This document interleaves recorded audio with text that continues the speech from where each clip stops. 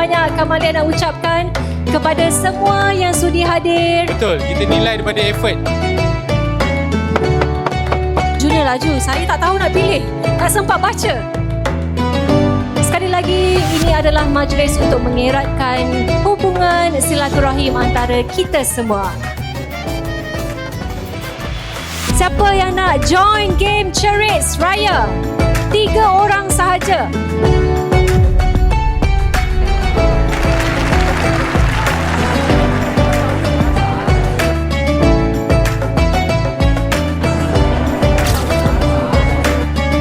Bakal mercun hati berbunga, bunga api dah ready. Jomlah kita keluar sama-sama.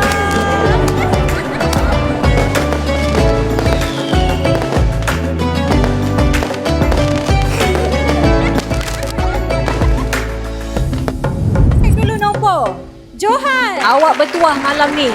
Wah, itu dia. Oh, memang nampak jodoh. Hadiah lucky draw memang jodoh hari ni. Terima kasih banyak-banyak kerana supporting. Sedap-sedap. Kita ada makanan, ada nasi, ada lauk pauk, ada dessert.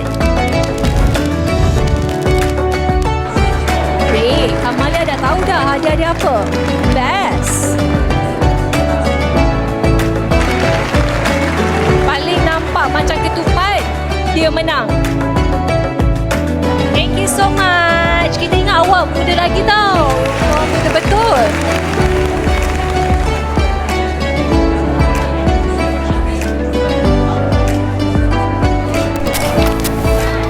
Saya Kamalia Jamaluddin mewakili seluruh warga HFM ingin memohon maaf atas segala kekurangan sepanjang majlis ini berlangsung. Okey?